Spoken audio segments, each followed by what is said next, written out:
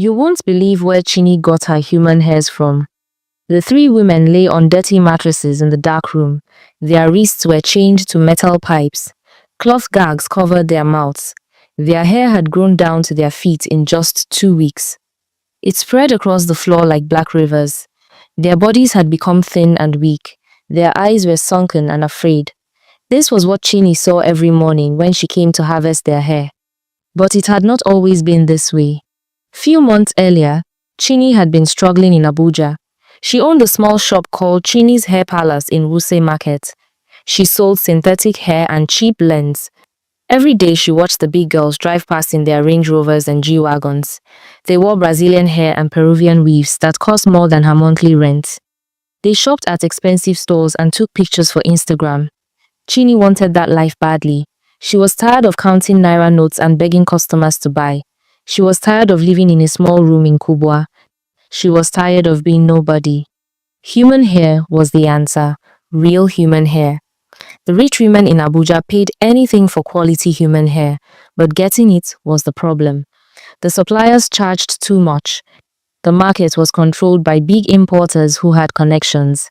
Chini had tried everything, but she could not break through.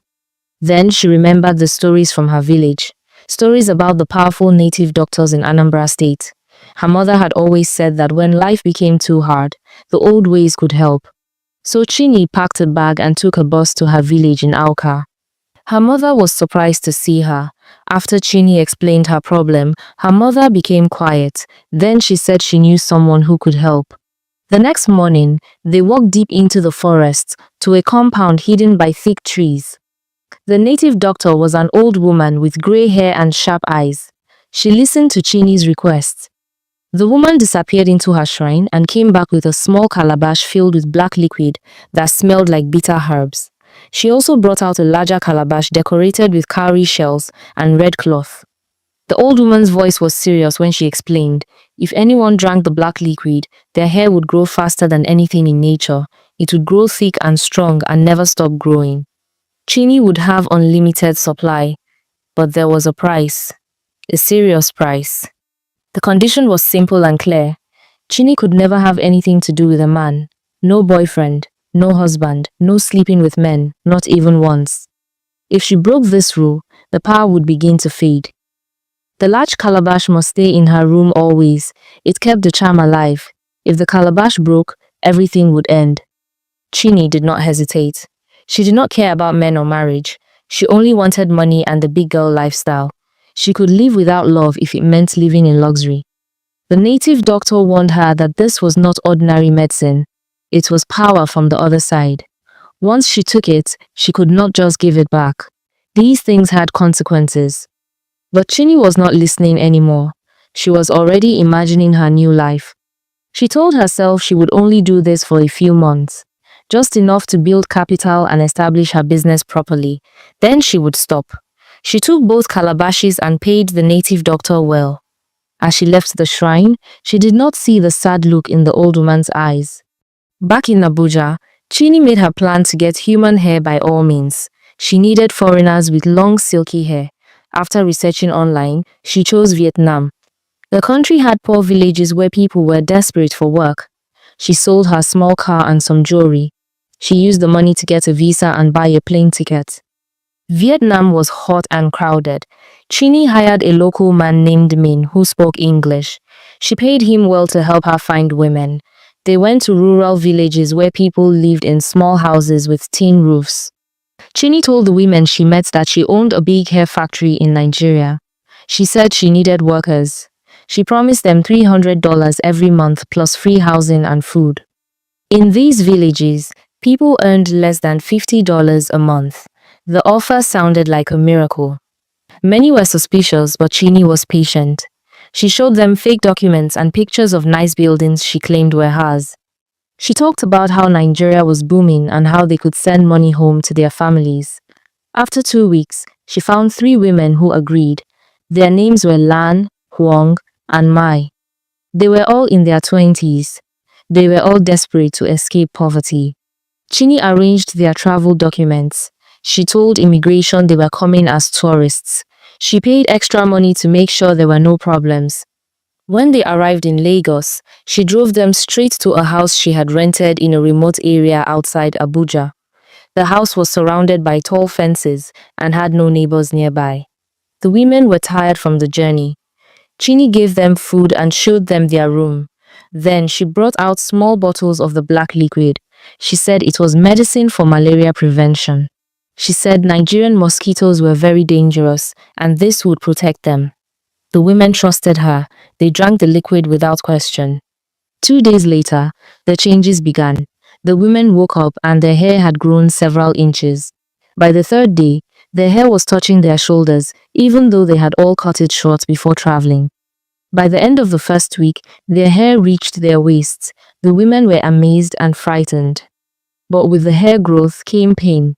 Their heads ached constantly. The pain was sharp and never stopped. They became dizzy and weak. They stopped eating much. Chini told them it was just their bodies adjusting to Nigeria. She said it would pass soon, but it did not pass. The headaches got worse. The women began to cry. They said they wanted to go home. Chini refused. She said they had signed contracts. She said they owed her money for the flight. The women became angry. They tried to leave. That night, Chini put sleeping pills in their food.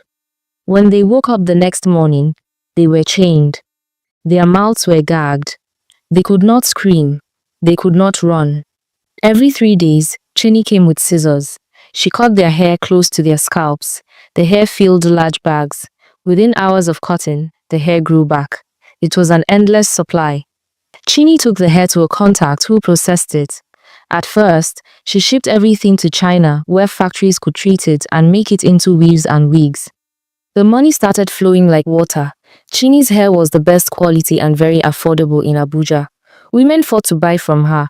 Her shop expanded. She hired staff. Within 3 months, she had enough money to build her own processing factory in Nigeria. She bought the white Range Rover she had always dreamed of. She moved to a luxury apartment in Maitama.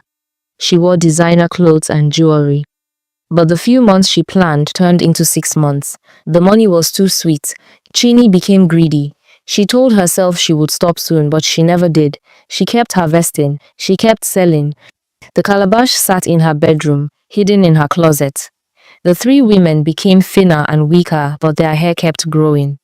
Blessing had worked as Chini's assistant for 4 months. She was smart and observant. She noticed strange things. Chini said she traveled to source hair, but Blessing never saw import documents. Yet, every week, there were fresh bags of identical hair. It did not make sense. Blessing started watching her boss carefully. Then one Saturday night, everything changed. One of the big girls Chini now called friend invited her to a party at a club in Asokoro. Chini went wearing her best dress and expensive shoes. She drank champagne and vodka. She drank more than she should have. The music was loud and the lights were bright, and she felt like she had finally arrived. A man approached her at the bar. He was handsome and well-dressed. He bought her drinks. They danced. Chini was so drunk she forgot everything. She forgot the condition. She forgot the calabash. She forgot the warning. That night, she went home with the man. She broke the one rule she was supposed to keep. When she woke up the next morning, the man was gone. Reality hit her like cold water. What had she done? She rushed to check on the women in the hidden house. Their hair was still growing, but something was different. It was not growing as fast as before. By the next harvest, she noticed the hair was thinner. Each day it grew slower and slower. Panic set in. Chini knew she had destroyed everything. She needed to go back to the village. She needed to see the native doctor and beg for help. She started making plans to travel home. But she did not know that Blessing was already closing in on her secrets. Blessing had followed Chini to the hidden compound twice now. She had seen enough through the fence to know something terrible was happening. The muffled sounds, the bags of hair, the way Chini looked around nervously before entering. Blessing could not sleep at night thinking about it. She made a decision. She went to the police and told them everything she suspected. At first, they did not believe her. But Blessing was persistent. She gave them the address. She begged them to investigate. Finally, they agreed to check. The raid happened early one morning. Police broke down the gate of the compound while Chini was at home preparing for her trip to the village. They found the 3 women chained and gagged. The women were like skeletons with skin. Their hair covered the entire floor of the room. Their eyes were hollow and empty. The police officers had never seen anything like it. They rushed the women to the hospital immediately. Then they went to arrest Chini. They found her at her apartment packing a bag. When they brought her to the station, she stayed quiet. At the hospital, doctors examined the 3 women. They gave them IV fluids. They gave them medicine for pain. They ran tests, but nothing worked. The women's headaches continued. Their bodies remained weak. The hair kept growing even though it was slower now. The doctors were confused. They said it was like the women were under some kind of curse. Nothing medical could explain it. The police questioned Chini for hours. Chini broke down. She confessed everything. The native doctor, the charm, the calabash in her room. She told them the only way to free the women was to break the calabash, but she refused to do it. If she broke it, she would lose everything. All her money would be meaningless. All her plans would collapse. The police took her back to her apartment with armed escorts. They asked her where the calabash was. Chini pointed to her bedroom closet but would not move. She stood there shaking her head. She could not do it. Even now, even after everything, she could not let go of the power. One of the officers lost his patience. He slapped her hard across the face. Another officer pushed her against the wall. They were angry. They had seen what she did to those women. They had seen how she kept them like animals. The beating was not official. It was not in any report. But it happened. They hit her until she fell to the floor crying and begging them to stop. "Get up and break it," they told her. "Break it now or we will beat you until you cannot stand." Chini crawled to the closet. Her face was swollen. Her lip was bleeding. She pulled out the calabash decorated with cowrie shells and red cloth. Her hands trembled as she held it. This was her wealth. This was her power. This was everything she wanted. But she had no choice now. She lifted the calabash high and smashed it on the floor. It shattered into pieces. The black liquid inside spilled out and soaked into the carpet. The smell of bitter herbs filled the room. For a moment, nothing happened. Then Chini felt something leave her body. It was like a heavy weight lifting off her chest. She knew the power was gone. At the hospital, the 3 women slowly started responding to treatment. Chini was charged with human trafficking, kidnapping, and assault. The evidence was overwhelming. The 3 women testified against her even though they could barely speak English. The translator helped them tell their story. The judge showed no mercy. Chini was sentenced to 25 years in prison. In prison, Chini had a lot of time to think. She thought about the native doctor's warning. Once you take power from the devil, you cannot give it back easily. She had thought she could control it. She had thought she could use it for a few months and walk away. But that was never how it worked. The power had controlled her. The greed had controlled her. She had become a monster without even realizing it.